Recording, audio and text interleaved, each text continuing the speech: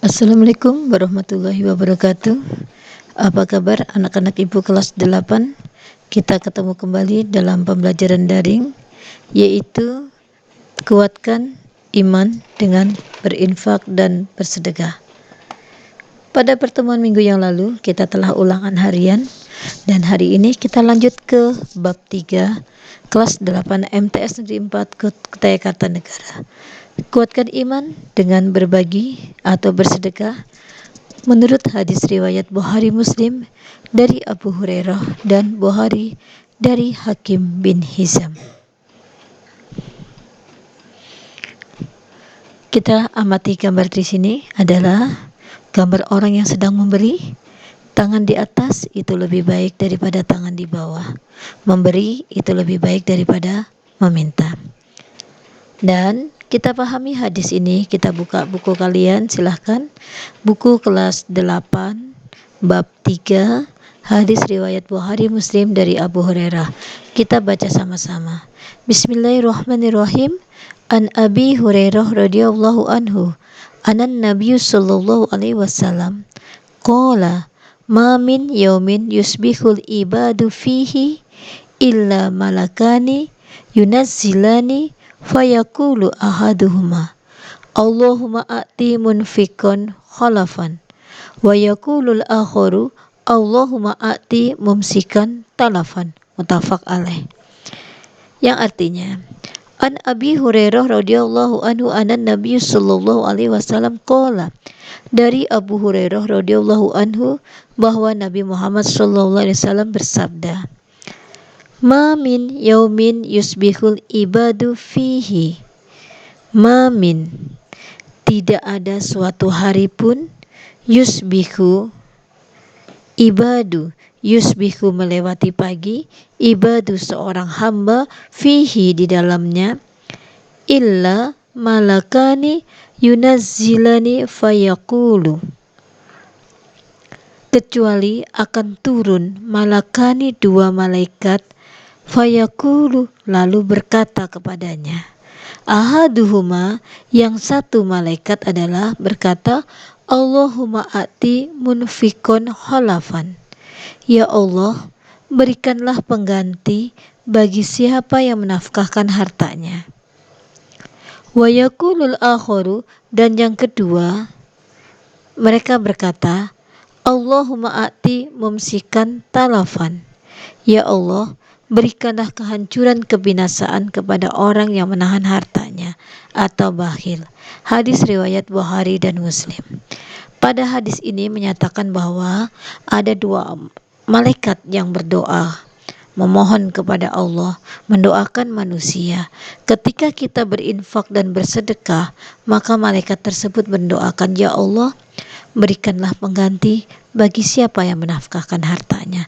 Namun sebaliknya, ketika kita tidak mau memberi pertolongan kepada siapapun, maka malaikat tersebut juga akan berdoa, ya Allah, berikanlah kehancuran kebinasaan kepada orang yang menahan hartanya atau bakhil. Ini adalah potret orang-orang yang tidak mampu. Kita perlu bantu, perlu kita berikan sedekahnya.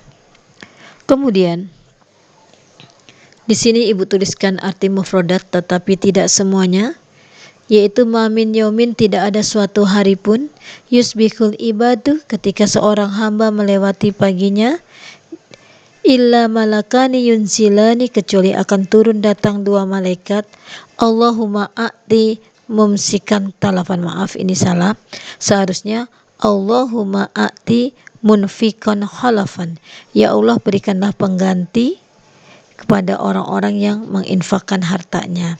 Kemudian doa yang kedua, Allahumma a'ti munsikan salafan, ya Allah, hancurkanlah, binasakanlah orang-orang yang pelit. Nih, hati-hati ya, makanya jangan kita bersifat pelit, kikir, bakhil. Nah, ini makna yang terkandung di dalam hadis tadi yang ibu bacakan adalah ada dua malaikat yang sedang turun dan mendoakan kepada manusia. Doa yang pertama, memohon kepada Allah agar diberikan kebaikan dunia akhirat. Karena apa? Karena mereka telah berinfak. Dan yang kedua, doa menghancurkan kepada manusia. Karena apa? Karena dia pelit, bakhil, kikir. tidak mau bersedekah. Harta yang diinfakkan di jalan Allah, maaf nih, harta yang diinfakkan di jalan Allah tidak akan berkurang. Karena apa? Allah telah menyiapkan gantinya kepada kita. Sesungguhnya harta yang diinfakkan di jalan Allah itu tidak akan hilang, tidak akan berkurang. Bahkan Allah sudah menyiapkan gantinya yang lebih banyak di dunia dan di akhirat. Makanya hadis tersebut menyatakan adalah doa malaikat yang untuk digantikannya. Dan yang ketiga, memberikan peringatan. Doa malaikat yang kedua tadi, ya Allah binasakanlah, hancurkanlah orang-orang yang kikir, orang-orang yang pelit. Ini adalah memberikan peringatan kepada kaum muslimin bahwa agar kita meninggalkan sifat kikir, bakhil, tamak atau rakus. Karena apa? Karena rezeki yang kita miliki itu adalah titipan oleh Allah. Kekayaan yang kita miliki merupakan amanah oleh Allah Subhanahu wa taala yang wajib kita syukuri. Jadi digunakan untuk sebaik-baiknya. Harta kekayaan hendaknya dibelanjakan di jalan Allah untuk berinfak, untuk bersedekah, untuk membantu kepentingan agama. Dan kita sadari suatu saat harta yang kita miliki akan diambil oleh Allah Subhanahu wa taala. Hendaknya memiliki sifat dermawan, karena dermawan adalah wujud kita bersyukur kepada Allah. Dan orang-orang yang dermawan itu akan selalu mendapatkan pahala di sisi Allah setiap langkahnya. Kebalikannya, ketika kita pelit, ketika kita bakhil, kita kikir, menganggap harta itu adalah segalanya dan tidak mau berinfak, maka Allah menyediakan adalah siksa yang amat pedih bagi orang-orang yang kikir. Dalam hadis dikatakan, alladzina yabkhuluna wa ya'muruna an-nas bil bukhli wa yaktumuna ma atahumullah min fadli. Yaitu orang-orang yang kikir dan menyuruh orang lain berbuat kikir, menyembunyikan karena Allah telah memberikannya kepada mereka, dan kami telah menyediakan untuk orang-orang kafir, yaitu wa'atadna lil kafirina azabam muhina, siksa yang menghinakan. Jadi arti kafir di sini adalah kikir. Maka ketika orang itu kikir, orang tersebut termasuk orang yang tidak mensyukuri nikmat Allah Subhanahu wa taala. Aktivitas membaca. Nah, ini contoh. Abu Dahda Al-Ansari pada suatu hari, Abu Dahda bertanya kepada Rasulullah, "Wahai Rasulullah, apakah Allah membutuhkan pinjaman dari kami?" Rasulullah SAW menjawab, "Betul wahai Abu Dahda." Kemudian Abu Dahda pun berkata, "Tunjukkanlah tanganmu." Rasulullah SAW pun menyodorkan tangannya. Lalu Abu Dahda mengatakan, "Aku telah memberi pinjaman berupa kebunku kepada Robbiku. Kebun tersebut memiliki 600 pohon kurma."